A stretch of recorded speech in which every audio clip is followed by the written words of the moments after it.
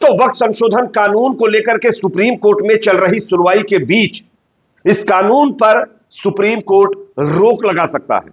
आज 2 बजे के बाद आप सब जानते हैं वक्त संशोधन कानून पर दूसरे दिन की सुनवाई शुरू होने वाली है, लेकिन उससे पहले मेन स्ट्रीमिंग मीडिया में अफरा तफरी का माहौल देखने को मिल रहा है।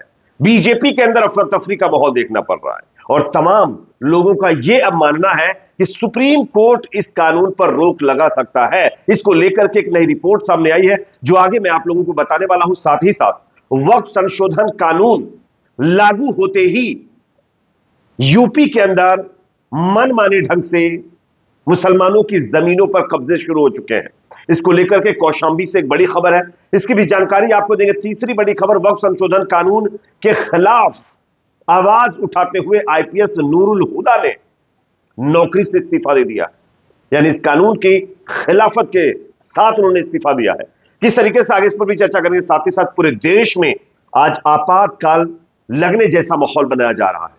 आप सब जानते हैं सरकार के खिलाफ, उनकी नीतियों के खिलाफ लोगों को बोलने नहीं दिया जा रहा है और इसको लेकर के दिल्ली विश्वविद्यालय से एक नया वीडियो सामने आया है जहां पर वक्त संशोधन कानून के खिलाफ छात्र आपस में चर्चा करना चाहते थे लेकिन उनको चर्चा नहीं करने दिया गया है। यानी अघोषित इमरजेंसी लोगों का मानना है कि देश में लगी हुई है। खैर, इस पर आप क्या सोचते हैं कमेंट सेक्शन में अपनी राय आप जरूर रखिए। आप क्या वक्फ कानून के फेवर में है या इसके अगेंस्ट है, इस पर भी अपनी राय कमेंट में रखिए। अगर वीडियो पसंद आए तो लाइक करिए, शेयर करिए, चैनल पर नए तो सब्सक्राइब जरूर कर लीजिए। सबसे पहले एबीपी न्यूज की खबर आप देखिए।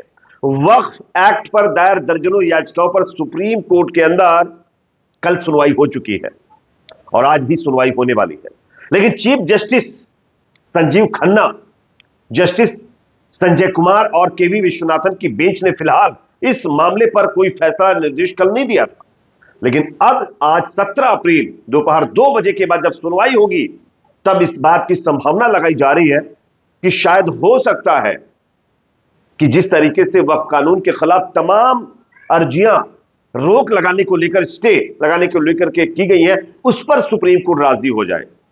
क्योंकि सुप्रीम कोर्ट की तरफ से यह सीधा सवाल सरकार से पूछा गया था कि आप किस तरीके के कानून बना रहे हैं। अगर जिस तरीके का कानून आप लेकर के आए हैं और इस कानून के अंदर जिस तरीके से गैर मुस्लिमों को आप शामिल कर रहे हैं, काश इसी तरीके से आपके भी मामलों में, या हम ये कहें कि हिंदू समुदाय के मामलों में मुसलमानों को बिठा दिया जाए तो आप बर्दाश्त कर पाएंगे? आप करेंगे बर्दाश्त? जिस पर सुप्रीम कोर्ट में मोदी सरकार के वकील जवाब नहीं दे पाए हैं। मैं आपको एक स्क्रीन पर स्क्रीनशॉट दिखा रहा हूं, ये स्क्रीनशॉट देखिए। संजीव खन्ना जो सीजेआई, उनका सवाल, अंग्रेजी शासनकाल से पहले वक्फ रजिस्ट्रेशन की व्यवस्था नहीं थी। बहुत सारी मस्जिदें 13वीं और 14वीं और 15वीं शताब्दी की बनी हैं। आप चाहते हैं कि वो आपको सेल डीड दिखाएं, कहां से दिखाएंगे? यानी आप चाहते हैं कि उसके डॉक्यूमेंट्स आपको दिखाए जाए। ये कहां से पॉसिबल हो सकता है? अगर आपसे इसी तरीके से कोई डॉक्यूमेंट्स मांगे तो क्या आप दिखा पाएंगे? नहीं ना। तो आखिरकार आप चाहते क्या हैं? इन तमाम सवालों के साथ सुप्रीम कोर्ट ने जिस तरीके से कल मोदी सरकार के वकील को फटकार लगाई थी और 2 हफ्तों में नोटिस जारी करके जवाब मांगा था, उस पर आज दूसरे दिन की सुनवाई से पहले ये संभावनाएं मीडिया के अंदर जोरों शोरों से चल रही हैं कि सुप्रीम कोर्ट क्या इस कानून पर रोक लगा सकता है।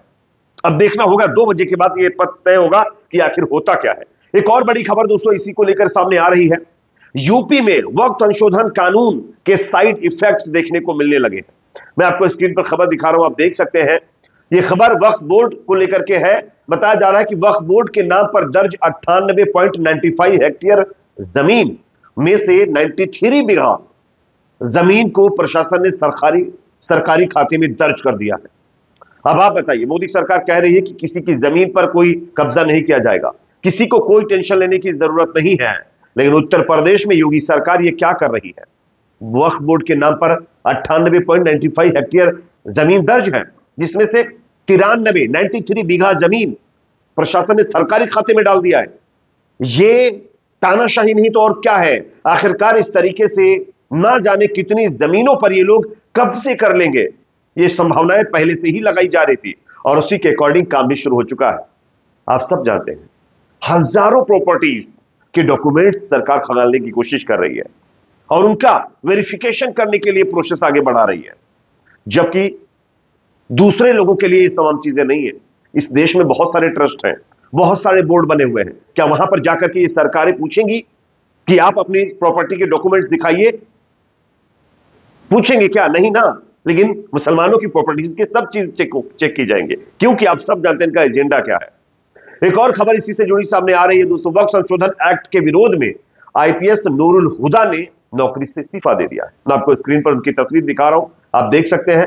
वक्फ संशोधन कानून के खिलाफ इन्होंने आवाज उठाई है और वक्फ कानून के खिलाफ आवाज उठाते हुए उन्होंने नौकरी से इस्तीफा दिया। उनका साफ तौर पर कहना है कि जिस तरीके से इस देश के अंदर अलग अलग कानून बना करके लोगों को परेशान किया जा रहा है, उससे वो काफी नाराज है और इसलिए उन्होंने ये फैसला लिया। ये अपने आप में दिखाता है कि किस तरीके से वक्फ कानून के खिलाफ लोगों में गुस्सा है। वैसे आप इस पर क्या सोचते हैं, आप जरूर बताइए। अब मैं आपको एक और वीडियो दिखाना चाहता हूं। देश में अघोषित आपातकाल लगा हुआ है। ये मैं क्यों कह रहा हूं, शुरू से उसके सबूत आप देखिए। दिल्ली विश्वविद्यालय में वक्फ संशोधन कानून पर लॉ के छात्रों को चर्चा करने से रोका गया। छात्र बोले हैं कि एबीवीपी यानी बीजेपी से जुड़े छात्र संगठन को उनके कार्यक्रमों के लिए वीआईपी ट्रीटमेंट दिया जाता है, लेकिन वक्फ संशोधन अधिनियम जैसे महत्वपूर्ण मुद्दों पर, इंपोर्टेंट जो है मुद्दों पर हमें चुप करा दिया जाता है। किस तरीके से छात्रों ने कंप्लेंट की है, जरा सुनिए, उसके बाद की चर्चा करेंगे। एबीवीपी को ऑडिटोरियम में प्रोग्राम कराने के लिए, मार्च कराने के लिए कालीन बिछा दी जाती है। स्टूडेंट एक कॉमन स्टूडेंट डिस्कशन करता है वक्फ अमेंडमेंट एक्ट पे। लॉ के स्टूडेंट्स है, एक्ट पे, अमेंडमेंट्स पे, बिल पे डिस्कशन तो करेंगे ना। आप लोग अपनी फौज के साथ आ जाते हैं, आप लोग हमसे पूछते हैं आई कार्ड कहाँ है, आपका परमिशन कहाँ है, आप हमारे कैंपस में कैसे एंटर कर रहे हैं। हम लोग कुछ इलीगल काम कर रहे हैं, अनकॉन्स्टिट्यूशनल काम कर रहे हैं। आप लोगों ने पूरी फौज तैनात कर दी है कॉमन स्टूडेंट्स की। अंजलि नाम है यार, आप कैसे नहीं